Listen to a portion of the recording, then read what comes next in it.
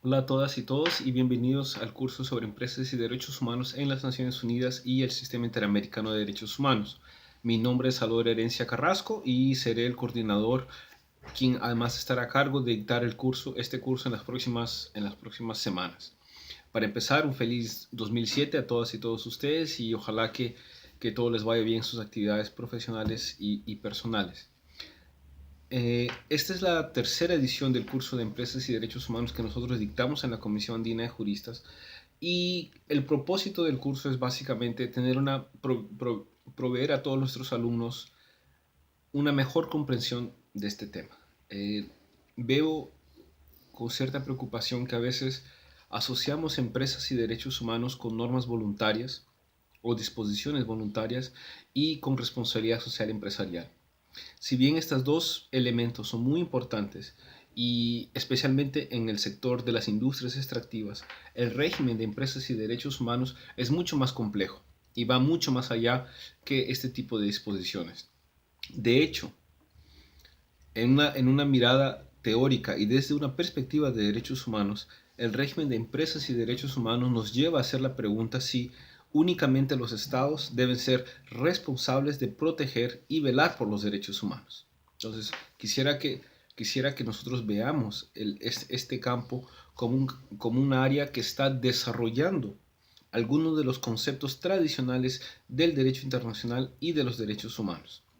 En los últimos años, en las últimas décadas, para ser más preciso, las empresas como sujetos privados han obtenido un mayor acceso a disposiciones, normas en el derecho internacional, sea en materia de arbitraje, sea en materia de comercio, acceso a mercados, pero en el ámbito de derechos humanos, en algunas instancias incluso personas jurídicas tienen la posibilidad de acceder para hacer efectiva su protección de ciertos derechos, generalmente derechos de la propiedad, derechos de los accionistas, libertad de expresión, entre otros.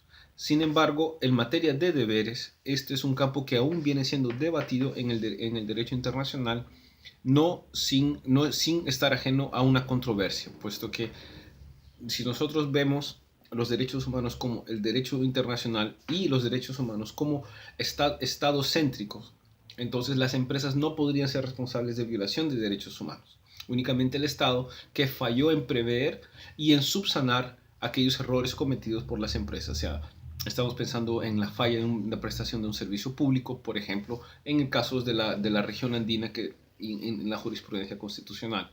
Sin embargo, especialmente con el desarrollo, con la consolidación de las multinacionales, este debate se ha ampliado un poco más y establecer si es que las empresas pueden o no tener responsabilidad específica en derechos humanos.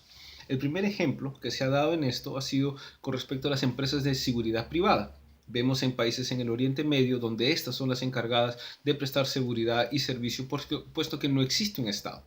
Entonces, hay una responsabilidad. Entonces, acá ya estamos yendo, si bien se está yendo más hacia el campo del derecho penal internacional y de posibles crímenes internacionales en algunos casos, esto, esta pregunta es válida para el régimen como tal. Creo, y esta es una opinión personal, que el campo de empresas y derechos humanos, que no tiene más de 12, 15 años, va a cambiar cómo nosotros, o necesariamente va a cambiar cómo nosotros entendemos las obligaciones o el deber de protección y el deber de respeto a los derechos humanos, así como mecanismos de acceso a la justicia para víctimas de derechos humanos. Siempre el concepto de víctima está asociado al Estado, pero por los breves desarrollos que se vienen dando, es posible que en unos 10 años, 15 años, este campo cambie significativamente. Si nosotros podemos identificar tres grandes grupos o tres grandes ejes en el régimen de empresas y derechos humanos.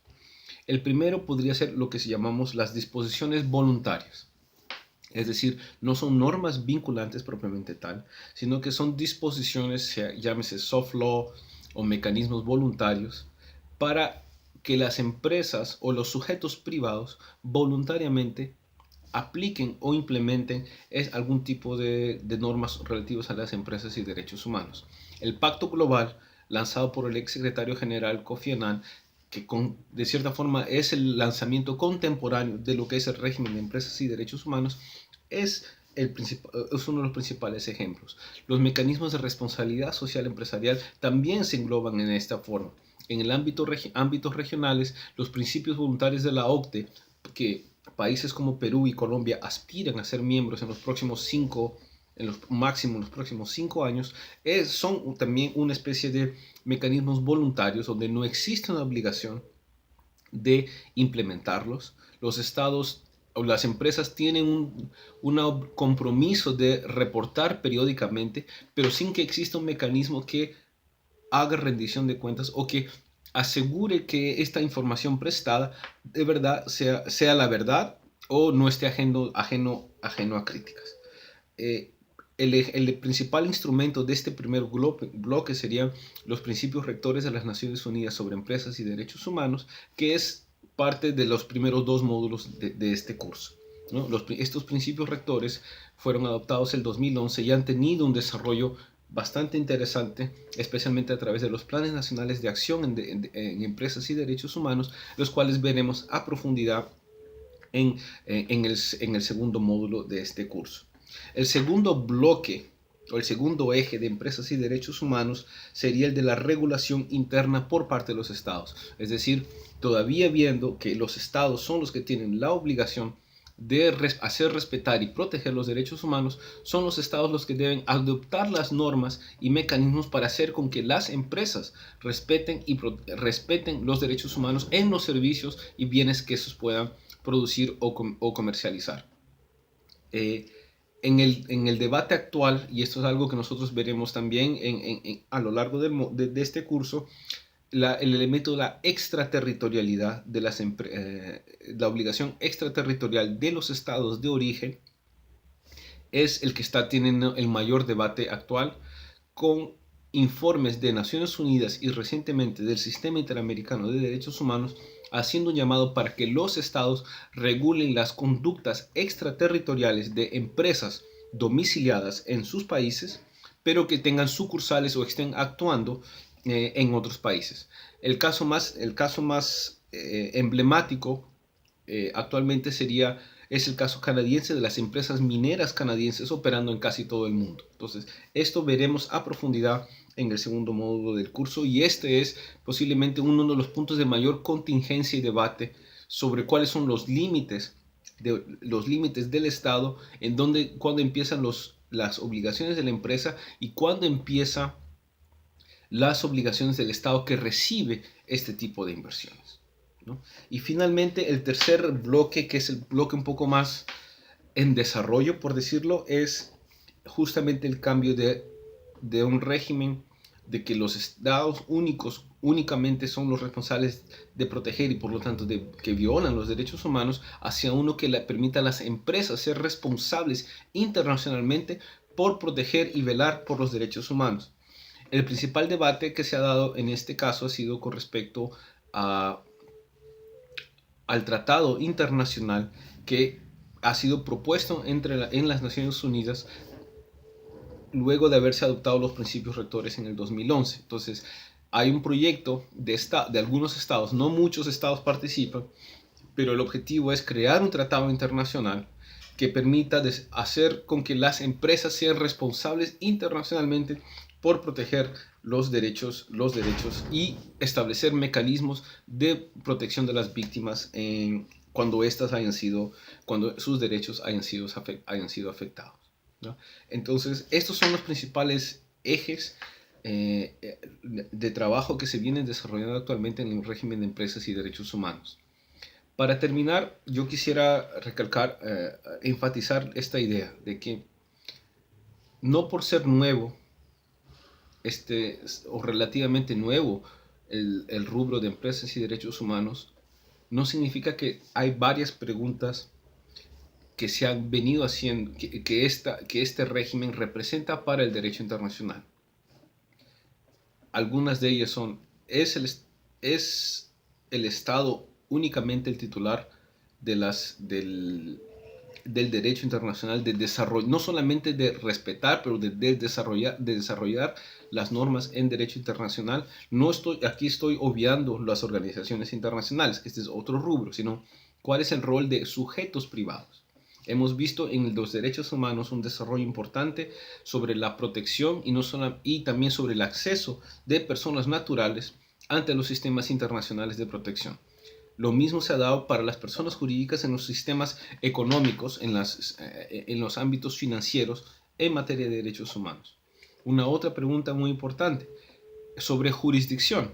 Cuando hablamos de extraterritorialidad, estamos reconociendo o aceptando que estados puedan regular conductas que se desarrollen en otro país. Entonces, que no necesariamente se configuren como conductas criminales, ¿no?